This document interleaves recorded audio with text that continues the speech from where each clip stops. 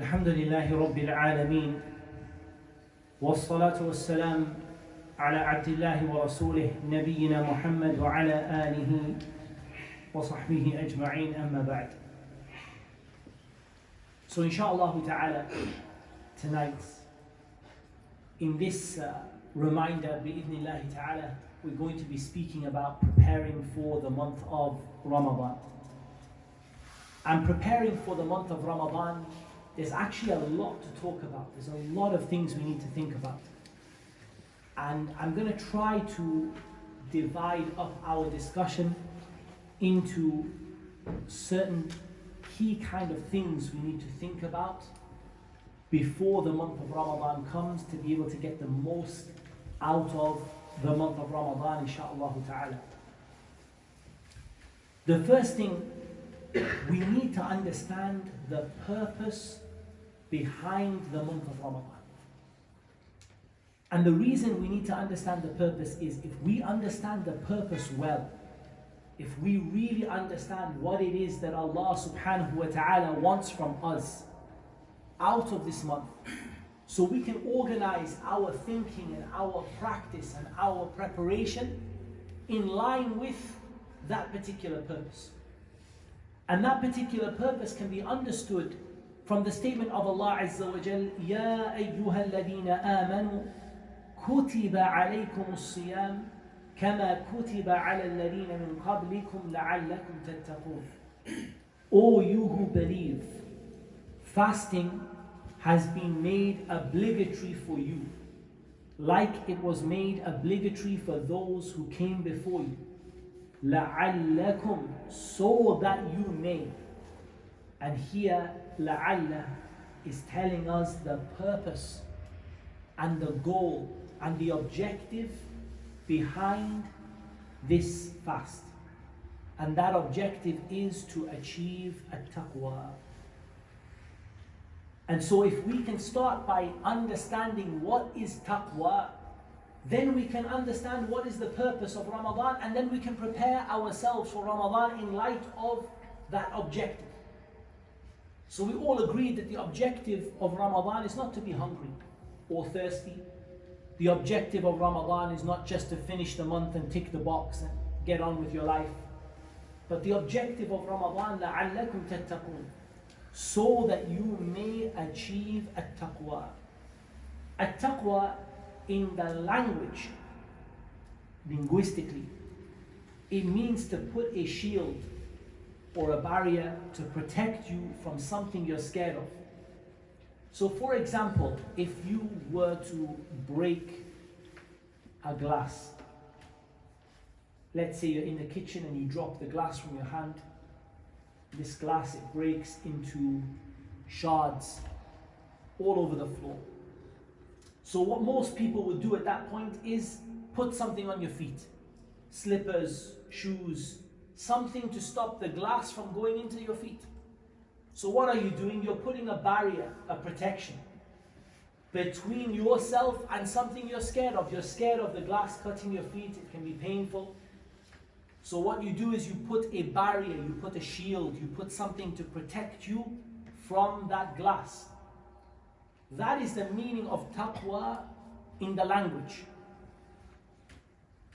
It comes from the same word or the same root from which we take the words like wiqaya, protection.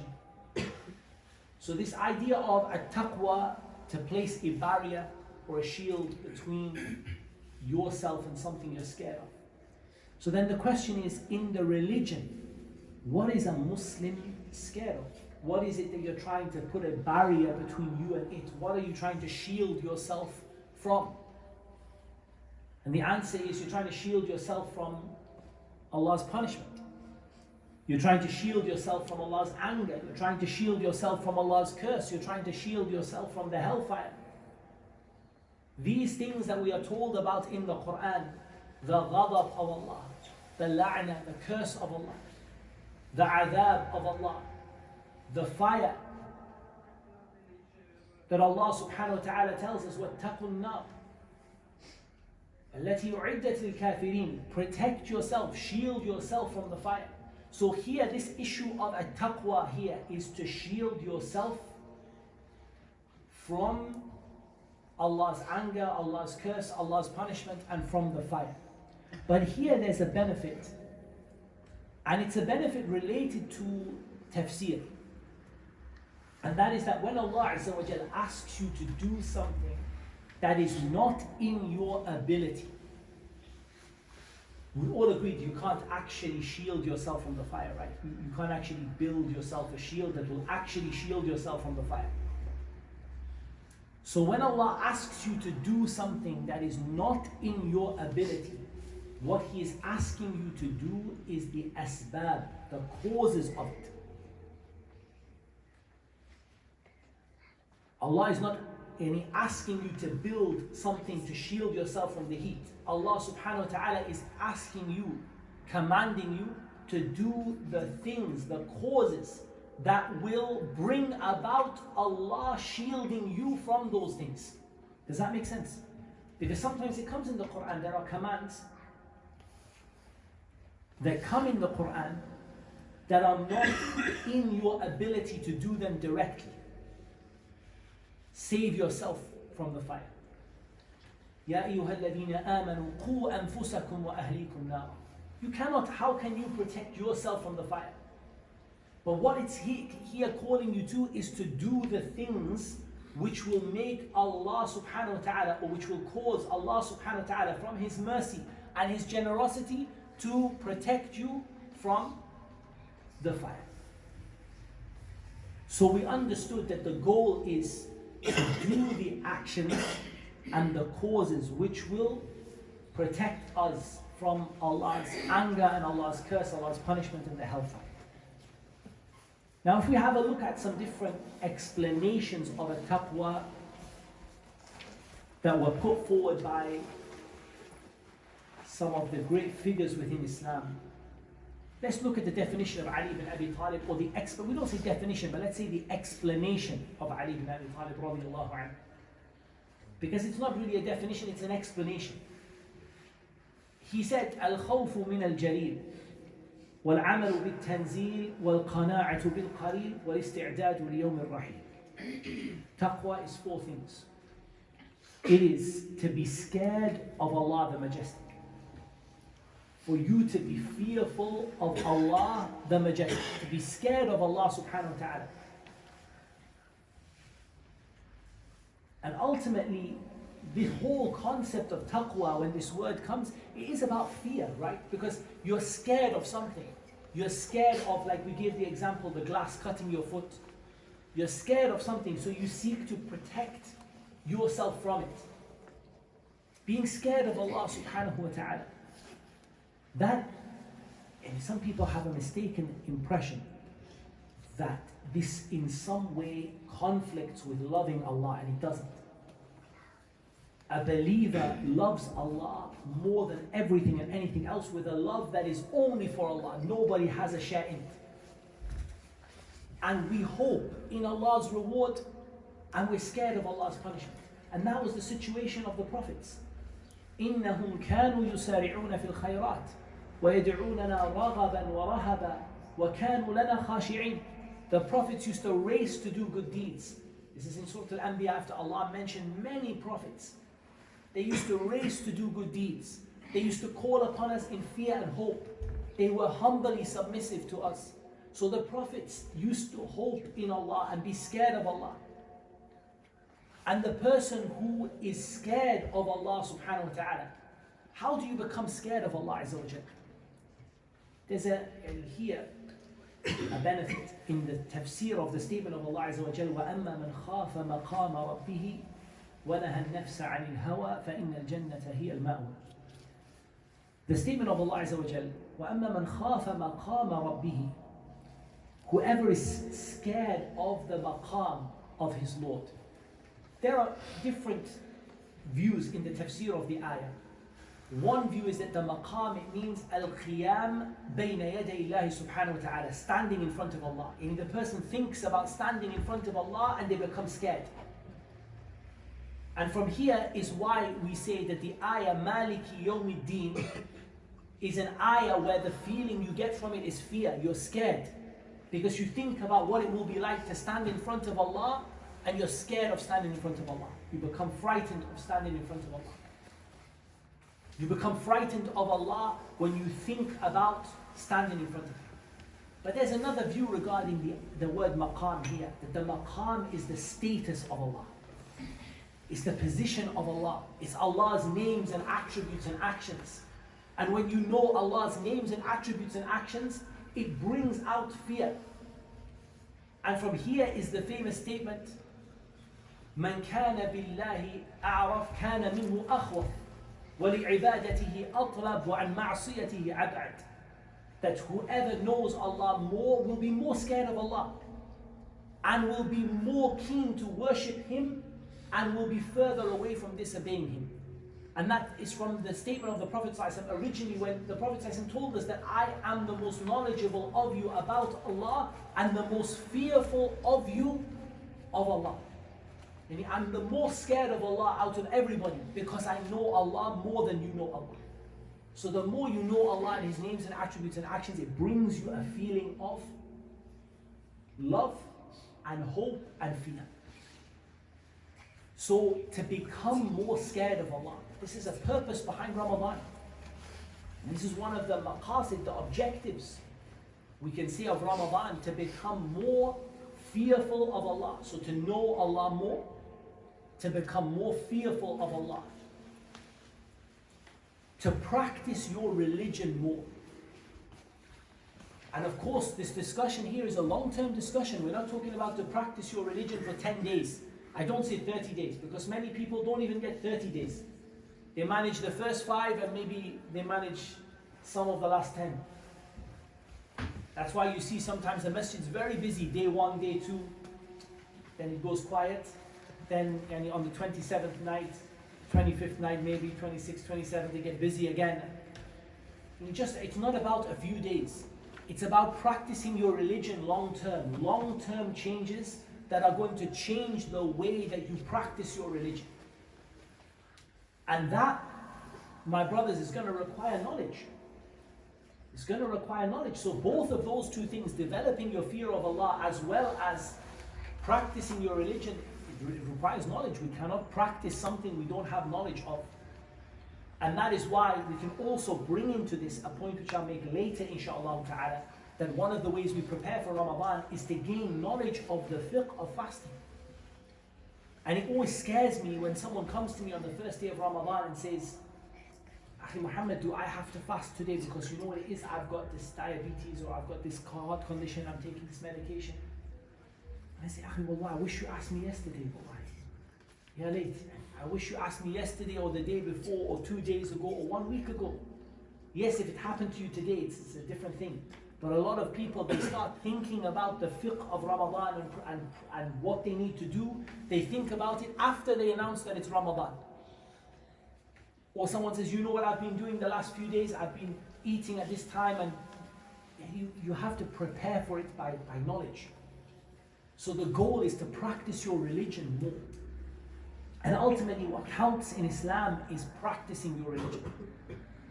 Knowledge by itself is not virtuous. By itself. I mean, knowledge which is not practiced is not virtuous. And from the evidences of that is the statement of Allah Azza wa Jal, غَيْرِ الْمَغْضُوبِ عَلَيْهِمْ وَلَا الضَّالِينَ. Because Allah subhanahu wa ta'ala told us not to be like the مَغْضُوبِ عَلَيْهِمْ وَهُمُ الْيَهُودِ. Why are the Yahud al-Maghdubi alayhim? Because they had knowledge but they didn't practice it. You're going to be asked about what you practiced from the knowledge you had. At the same time, practicing without knowledge is the way of the Dalun, the Nasara, the Christians. They are the ones who practice their religion without knowledge.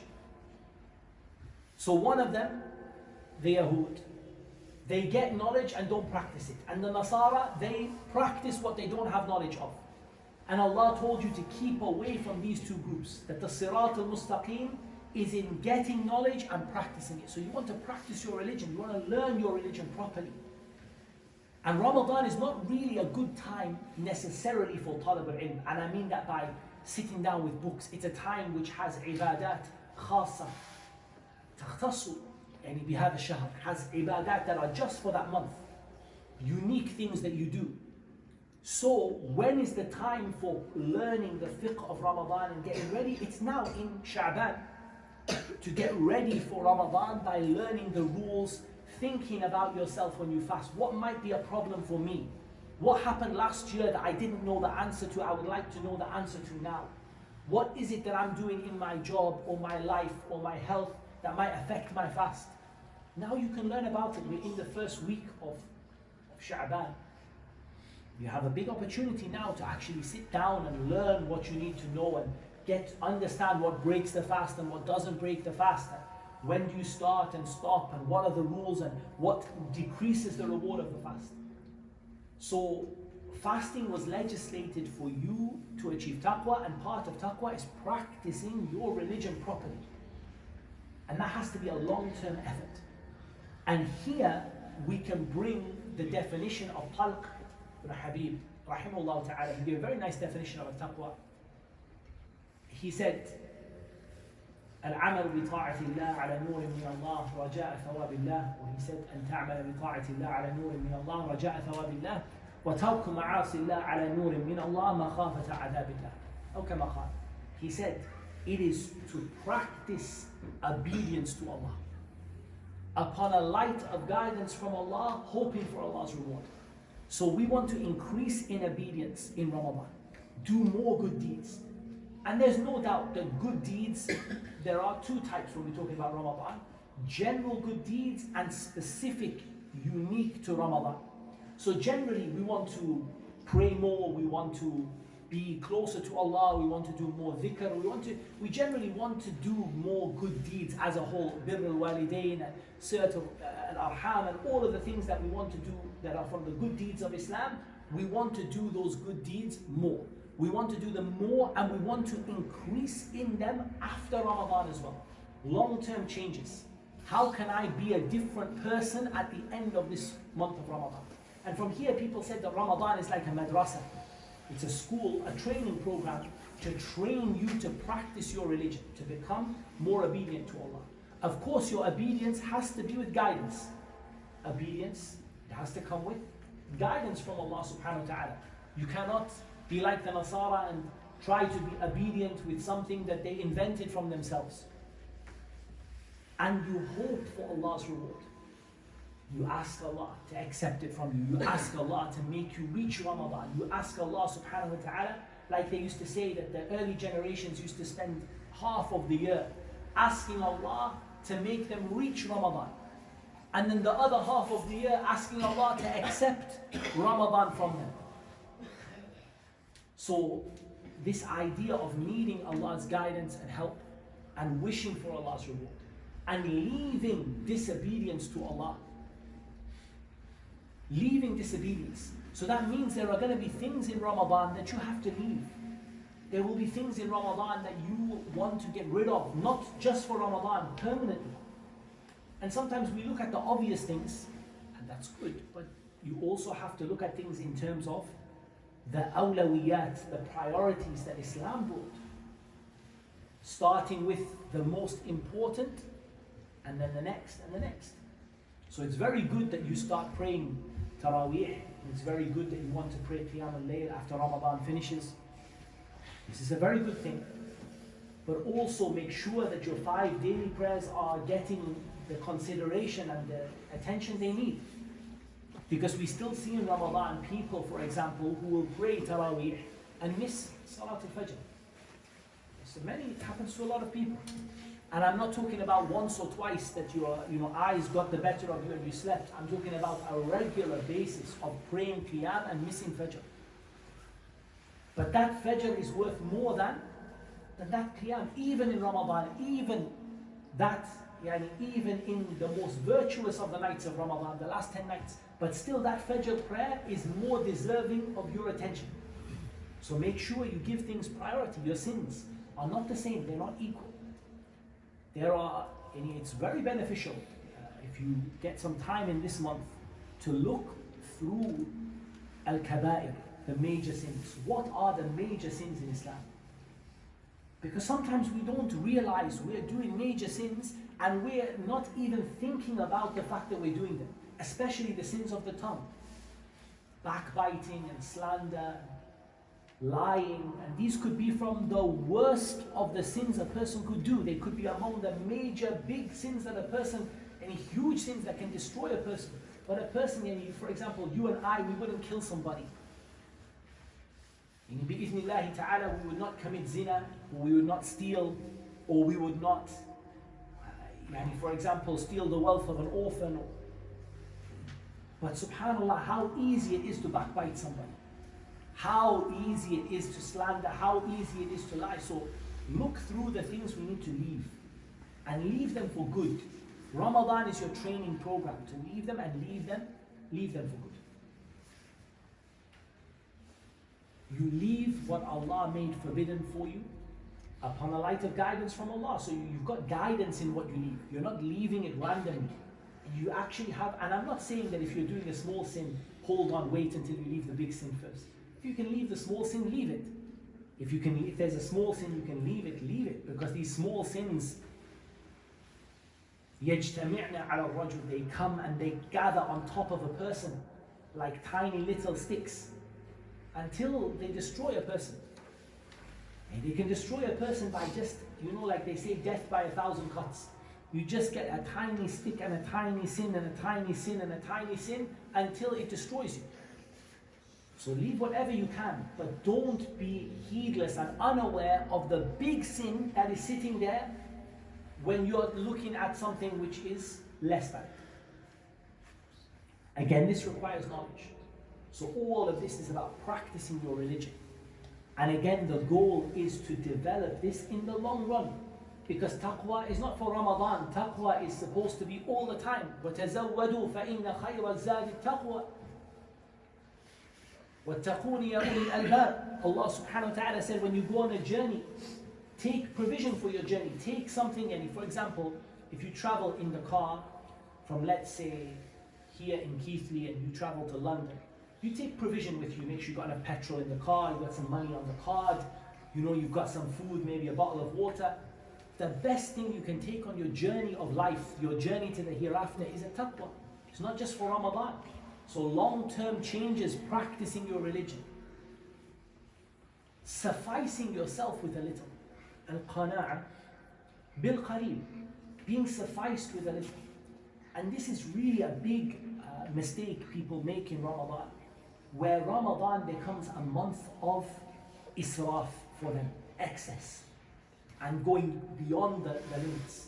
Iftar comes and they eat what would be enough for a person for any 3-4 days. They eat it, and they come to the salah, lazy, they're falling over, they can't stand up, they fall asleep halfway, they leave after half of the salah to go and eat again. Excess, going too far, just exaggerating. Now we're not saying don't enjoy your iftar. Of course, this is one of this is part of the farhatan, the 2 reasons for you to be happy. One when you have your iftar, and one when you meet Allah Azza wa Jalla yawm al-qiyamah and you see the reward for your fasting. So it's a reason to be happy and enjoy yourself. But when you go too far, you're not getting the purpose of Ramadan. One of the purposes of Ramadan is to learn to control those desires. And by desires here, I don't necessarily mean the desires for haram, just desire for things.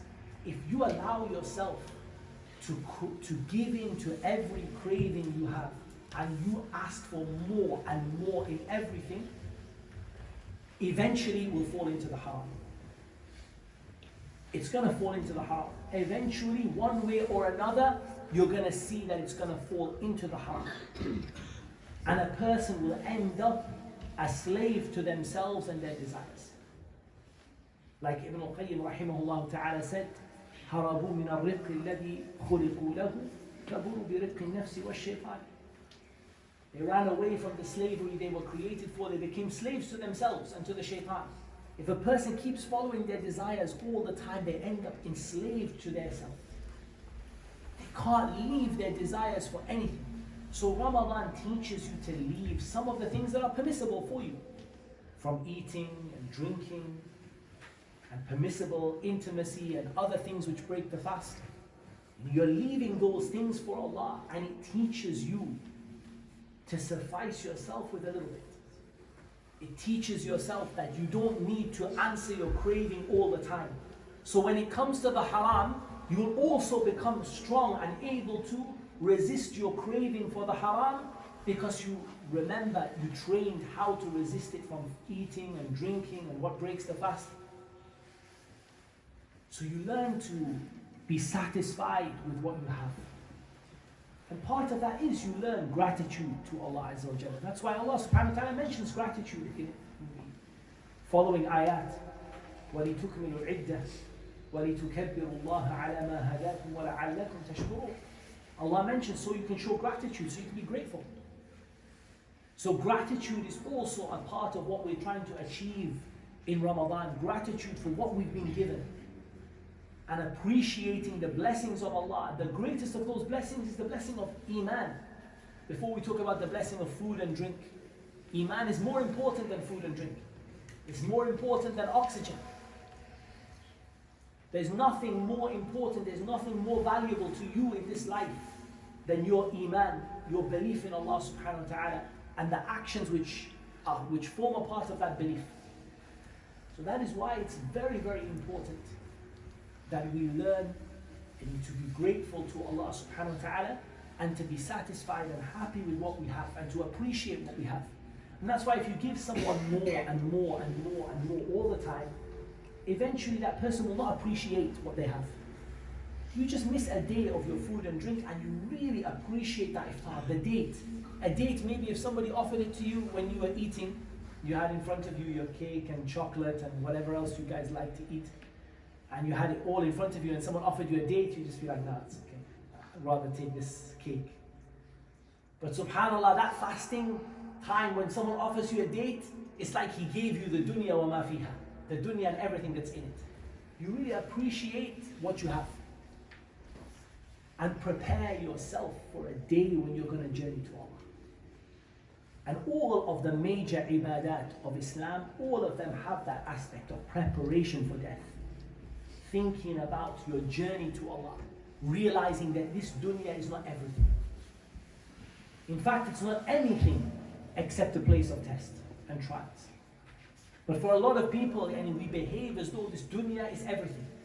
We fight each other to be on top of this mountain of something which has no value in the sight of Allah subhanahu wa ta'ala, except as a place of test and trials. So you learn to realize what really matters. And that's why you see people in Ramadan coming back to Allah subhanahu wa ta'ala and thinking about what really matters, thinking about what's really important to them, thinking about what's valuable, which is the akhirah. So Ramadan is about developing taqwa, and taqwa encompasses all the things that we spoke about and more. It encompasses doing good deeds and keeping away from sins. Actually, taqwa is one of those words that it has a sister. Its sister is al-bir. That's why those two words come together in the Quran, al-bir wa taqwa. وَتَعَاوَنُوا عَلَى الْبِرِّ وَالتَّقْوَى وَلَا تَعَاوَنُوا عَلَى الْإِثْمِ وَالْعُدْوَانِ. Cooperate upon bir and taqwa. When bir and taqwa come together, they mean bir is the doing of good, and taqwa is keeping away from what Allah prohibited. And when they come separately, each one of them takes the meaning of the other. So now we understood that we're supposed to be training ourselves to increase in taqwa, fear of Allah, practicing our religion, controlling our desires, remembering the akhirah, and that this is supposed to be a long-term goal. So now we have to think about how we set ourselves up in this month of Sha'ban in order to prepare for Ramadan. And one of the things that I would strongly encourage myself and all of you to do is to go back to the rulings and the ahkam, the regulations of fasting, to make sure that you are prepared for the issues that you might face. In every single year, almost, we have discussion about when does Ramadan start, when does Ramadan end, which moon do we look at and which moon do we not look at. And we have a discussion about the Fajr time sometimes and the Isha time, and we have a discussion about this injection or this type of sickness. Better we start thinking about those things now than the day that Ramadan starts. This is very important. We already mentioned dua and asking Allah subhanahu wa ta'ala to make us reach the month of Ramadan in good health with the ability to be able to get the most out of it. Wallahi, we think, subhanallah, about the situation of our brothers and sisters around the world. Subhanallah, when you're in a situation of extreme hardship like that, it can be very, very hard for you to get the most out of your personal acts of worship to Allah subhanahu wa ta'ala. And that's why, and Allah Azza wa Jalla knows best, the Prophet ﷺ said, بَادِرُوا بِالْأَعْمَالِ فِتَنًا. Rush to do good deeds before the fitan come. And you try to do the good deeds before the trials and the tribulations and calamities come to you. And don't think that it cannot come to you. May Allah keep us all safe. But don't think that don't have an idea. Don't think that the problems might not come to you. So rush and race to do good deeds before a time comes when you won't be able to do them. So here you're asking Allah to help you to get to Ramadan. You're doing your best to be prepared for it. And preparation for it is something that is mentioned in the hadith of Usama bin Zayd radiallahu anhuma, that many people don't pay attention to. Usama radiallahu anhu, he said to the Prophet sallallahu alayhi wa sallam, لم أرك تصوم شهرا من الشهور ما تصوم شعبان. He said, I never saw you fast any month as much as you fast Sha'ban. And similar was narrated from Aisha radiallahu anha and others from the Sahaba, that they said that the Prophet ﷺ, except for Ramadan, he fasted Sha'ban the most. So Usama bin Zayd radiallahu anhuma asked him about this. Why is it that I see you, that you fast more in this month than any other month? The Prophet ﷺ said, ذاك شهر يغفر الناس عنه بين رجب ورمضان. This is a month that many people don't pay attention to between Rajab and Ramadan. It's a month a lot of people don't really pay attention to it. Because it's not Ramadan. Any Rajab is gone and any other months that people know well have gone. It's not Ramadan, it's just before Ramadan. It's counting down the time. But the Prophet ﷺ used to fast, and from the benefits of his fasting is al-isti'dad li sawmi shahr Ramadan, preparing to get ready to fast Ramadan. Because you remember what the first day of fasting is like. If you're not used to fasting, if you're not a regular faster, the first day of fasting is always a little bit tricky, right?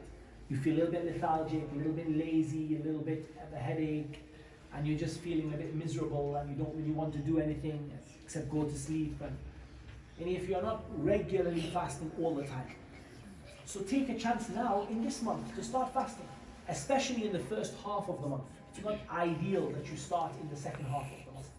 But in the first half of the month, start a habit and continue it in the second half and all the way up to Ramadan. Make a habit.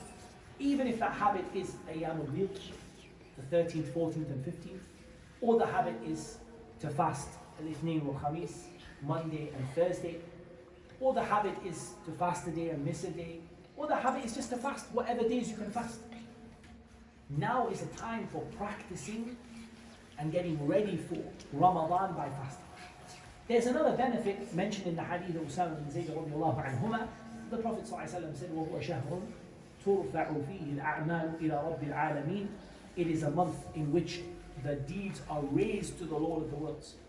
وأحب أن يرفع عملي وأنا صائم أو كما قال صلى الله عليه وسلم. I love for my deeds to be raised up while I'm fasting. Here we mentioned in the khutbah today, this does not mean that you single out the 15th of Sha'ban for fasting like some people do. There's no evidence for singling it out like that. It's not a good practice to do something that was not known from the early people. Singling out the 15th of Sha'ban. I'm just going to fast only on the 15th of Sha'ban. As for whether the 15th of Sha'ban has a virtue or not, that is another topic. And some of the ulama allowed it. They said, yes, it has a virtue, but it's not a day when the people single it out. In other words, we don't have like a qiyam in the masjid where everyone comes together like a taraweeh on the 15th of Sha'ban, and we don't have a special fast on that day. But the habit of fasting in Sha'ban is from the Sunnah. To make a good habit of fasting as much as possible in Sha'ban. Generally, this hadith can be used as an evidence also for the idea of preparing all of your deeds for Ramadan in this month. So for example, many of us, we don't have a good habit of reading the Quran. When I say a habit, I mean a wird, a portion of the Quran that you read every day until you finish. So what do you do? You read the Quran from Fatiha to Surah Al-Nas, and then you start again with Fatiha to Surah Al-Nas, and you keep going. Maybe you read a juz every day, or maybe you read every day, you finish the Quran every 10 days or every 7 days. Whatever is easy for you. But many of us don't have that habit. So what happens? Ramadan comes, what do? Day 1, Bismillah. Okay, where do I have to read? I have to read from Surah Al-Fatiha, and I have to read until the end of, for example, Surah Al-Nisa for my wird. And he does it on the first day. Second day comes, he knows what he has to read, but he doesn't manage to read it. Third day, maybe doesn't open the Mus'haf. Why? Because there's no habit, right? It's not easy. It's not an easy thing. And I don't claim myself to be very good at it. I mean, it's not an easy thing to do. But better now that you start trying now in Sha'ban, preparing for Ramadan, take yourself a wird of the Quran. Say, okay, if you never have a habit of finishing Quran, my honest recommendation is just take 1 juz a day if you don't have a habit of it. I'm talking about in Sha'ban. In Ramadan, try to do more, but I'm talking about now. If you don't have a habit, if it's not your habit to read the Quran regularly, if you normally don't open the Quran except for Ramadan, then my honest advice is start easy. Start easy with just a juz a day. A juz is 20 pages of the Mus'haf approximately. How much you're going to read? Just you can read, after Fajr a few pages, before you go to bed a few pages. Maybe it will take you half an hour, 35 minutes, 40 minutes. You could do quicker as well, but if you, and just roughly speaking, it shouldn't be taking you a huge amount of your time. If you give 15 minutes after Fajr and 15 minutes after Isha, or 20 minutes after Fajr, 20 minutes after Isha, I think inshallah most of you will finish in that time. And you'll be able every month to finish the Quran. When Ramadan comes, you can step up. You can say, now I'm going to do it twice. I'm going to finish in the first 20 days, and then I'm going to finish again in the last 10 days, for example. Okay? But unless you build a habit now, it's very hard for you to develop that habit in Ramadan and stick to it. What other habits you want to have in Ramadan? You want to have certain things that you have goals that you want to achieve and things you want to do.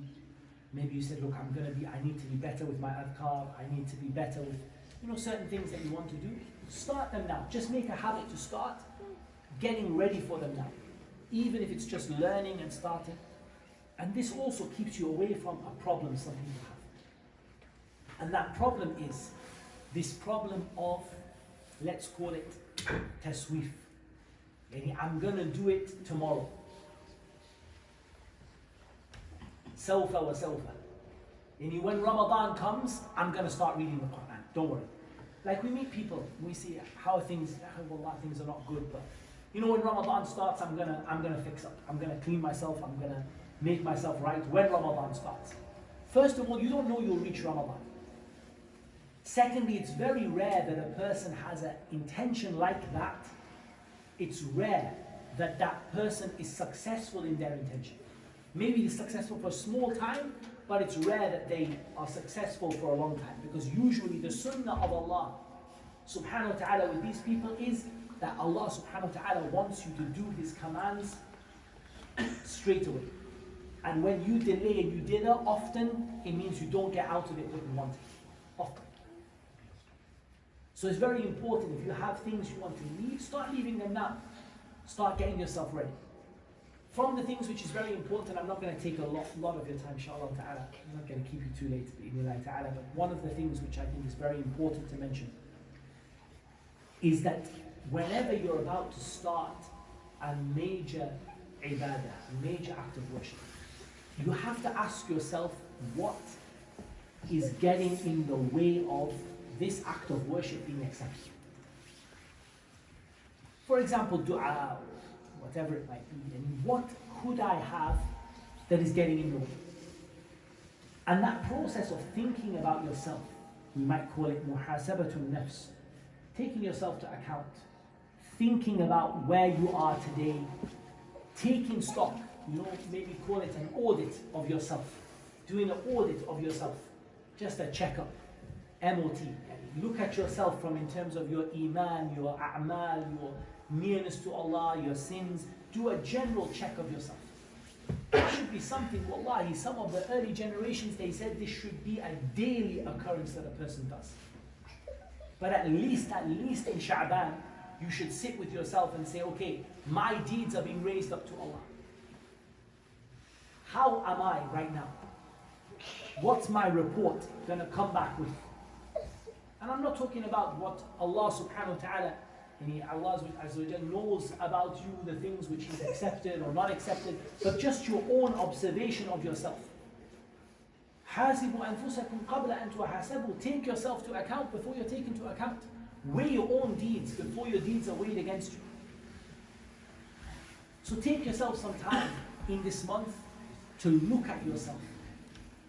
Ikhwani, all of you, walillahi alhamd, are alive and generally in good enough health to come to the masjid and sit here in the masjid. Walillahi alhamd. That means you have an absolute huge amount of opportunity in front of you. You have a vast amount of opportunity to actually change and be somebody different. Who says I have to be like I am here? Why can you not be more knowledgeable, more closer to Allah? Why can you not become someone who is from the beloved of Allah subhanahu wa ta'ala? What is there to stop that happening? But we have these ideas for ourselves. We put this glass ceiling for ourselves. I can't be that person. I'm just like this. This is my habit. That's how I am. Don't be stubborn like that. Look at yourself and say, what do I need to change? Okay, let's make small changes. And from this is at-tawbah wal-istighfar.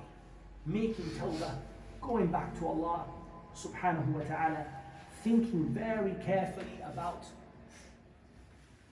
yourself and repenting and cleansing your heart and clearing it and making it ready for this act of worship which you're going to embark upon bi'idhnillah ta'ala. Because when you're going to embark on something like this, then you're going to need to remove the obstacles which get in the way, and there's no doubt that sins and disobedience get in the way. So take a time to make tawbah, to ask Allah subhanahu wa ta'ala to correct you, to ask Allah subhanahu wa ta'ala to guide you to better than what you had done in the past, to regret what you've done, to make an intention not to do it again, to stop doing it. Fix any issues between you and between others that are getting in the way of your Ramadan being accepted. And finally, also something which combines the issue of fulfilling rights and the issue of fiqh also is, and if you have outstanding fasts from previous years or previous year of Ramadan, and making up your fasts if you have any of those. That's an obligation towards Allah subhanahu wa ta'ala. And sometimes people have things that they need to make up, and there's questions people want to ask about times where they didn't fast, situations that happen to them. Do I have to pay, or do I have to fast, or how do I do it, and do I have to make it up before Ramadan, or can I make it up after Ramadan? Now is the time to ask and prepare and get ready. And you make up what you need to make up in terms of the fast as well, inshallah ta'ala. So I think this, inshallah, is a general discussion about some of the points in terms of preparation for the month of Ramadan.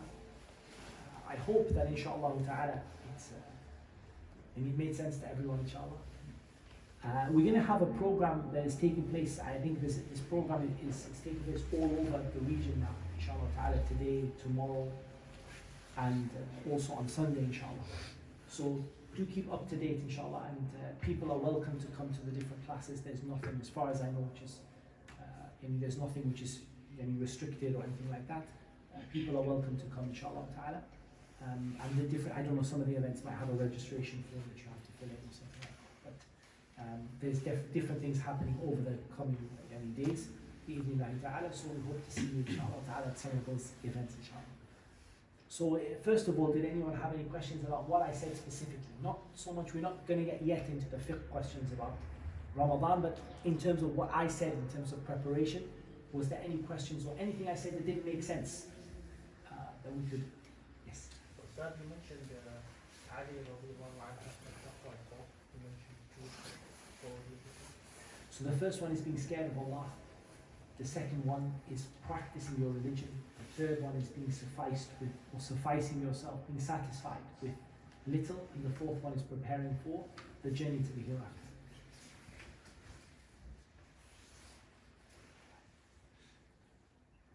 Sheikh, you were also about to mention the al-ibadat al-khassa fi Ramadan. Yes, we were. That's right, Sheikh. JazakAllah Khair. We were going to mention the specific ibadat of Ramadan. The ibadat which are unique to Ramadan, because we said that Ramadan it has its own flavor, it has its own things that are unique to it. And many of them but we'll just go through some key points. Of course, you have the fasting. You also have the Quran. شهر رمضان الذي أنزل فيه القرآن. It's the month of the Quran. And that's why many of the early generations, they used to leave all of their studies and turn to the Quran. And people do often ask the question, does that include tafsir? In general, the emphasis is on tilawah of the Quran, because the Prophet ﷺ in Ramadan would revise the Quran in terms of reciting it. However, there's definitely, for those people who don't have a good knowledge of the Arabic language, I would recommend at least looking over the translation each day. And if you have a masjid where your imam is going to finish the Quran on a predictable schedule, like he's going to read every day one juz, or he's every day going to read 15 pages or something like that, it might be nice before you come to the Taraweeh to just read over the translation before you come, so that the meanings are in your mind. As for like detailed studies of things like meanings and things like that, if you can do it outside of Ramadan, it's better for you to spend the year engaged in that, and to focus in Ramadan in turning to the Quran in terms of reading it over and over and over again. But definitely for those people who don't speak Arabic, it is a unique situation where it's very hard to take a lot of benefit when you don't know what any of the words mean. So it can help you to look over the translation a few times to get in your mind the kind of topics that are going to be, so you can reflect upon them and you can make tadabbur and reflect upon them. From the unique acts of worship, or the acts of worship which are emphasized in Ramadan, is a dua. The dua, of course, is for all of the year, as is prayer, as is reading the Quran, but it's emphasized in Ramadan. You have a dua, the dua of the person who is fasting. The dua of the person as they're about to break their fast. It's an accepted dua. So don't lose that time, don't lose the time to come to Allah subhanahu wa ta'ala in dua, to ask Allah subhanahu wa ta'ala, to learn the etiquettes in Sha'ban, the etiquettes of dua, how to make dua properly. So dua is very important. Also dua comes, of course, in the witr at the end of the qiyam. So it's very important for you to think about that. Taraweeh is from the unique ibadat in Ramadan. And Taraweeh is a type of qiyamul layl, it's a type of praying at night. But the difference is that it is prayed together in the congregation, behind the imam, and it has its qualities to it. So, for a person, for example, to come to the Taraweeh and pray with the imam and finish with the imam, it's written for them that they prayed the whole night. As for whether the number of raka'at is restricted, it seems to be, wallahu a'lam, that the correct view is that there isn't a restriction on the number of raka'at you pray for qiyam al-layl in Ramadan or outside. But it's very important that in Ramadan you get that habit of starting with the imam and finishing with the imam. And then after that, whatever you want to pray extra on top, you pray whatever Allah has made easy for you to pray. but make a habit of coming and praying with the Imam and finishing with the Imam.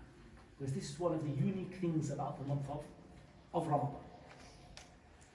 From the unique things in the month of Ramadan is of course the last 10 nights of Ramadan and what it contains, Laylatul Qadr. خير من ألف شهر, better than 1,000 months. Think about how many years that is. 80 something years. Imagine that. In one single night. But that night is not a night that is known to us by a date that you can say we know the night, it's this night. Rather, you should seek it out in the last 10 days. And even the issue of odd and even nights, some of the riwayat of the hadith mention the nights from the end of the month and the beginning of the month. So even that is not really safe for you to say, oh, it's an odd night tonight. It's better for you that every night in the 10 nights, you come and you start with the Imam and you finish with the Imam and then you read what Allah has made it easy for you to read after that. Bi-idhnillahi ta'ala, you'll catch that night that is better than 1,000 months. Of course, you have things like Zakatul Fitr. You need the Zakatul Fitr, which is in order to clear and cleanse your fast from the mistakes you made that took away from the reward of the fasting, and in order to provide food on the day of Eid for the poor people. Again, learn the rulings of that, and understand what you have to give and what's obligatory and so on. So these are some of the points. As we said, it's not really a month for generally, in terms of seeking knowledge, it's not a month where necessarily there's a lot of it going on, because it's a month where you're focused on your fasting, you're breaking your fast, your tarawih, your dua, your Quran. But it is important, and especially for some of us, we don't get in any connection to the masjid. And if there's some reminders you can attend, as long as it doesn't take too much of your time away, then it could be beneficial as well, inshallah ta'ala. And Allah Azza wa Jalla is best. So I think inshallah ta'ala we wrap it up there. And as I said, the programs are going to be continuing over the next few days. But we hope to see you at those programs inshallah ta'ala. And that's what Allah Azza wa Jalla made easy for me to mention. Allah knows best. والصلاة والسلام على نبينا محمد وعلى آله وصحبه أجمعين. جزاكم الله خيرا.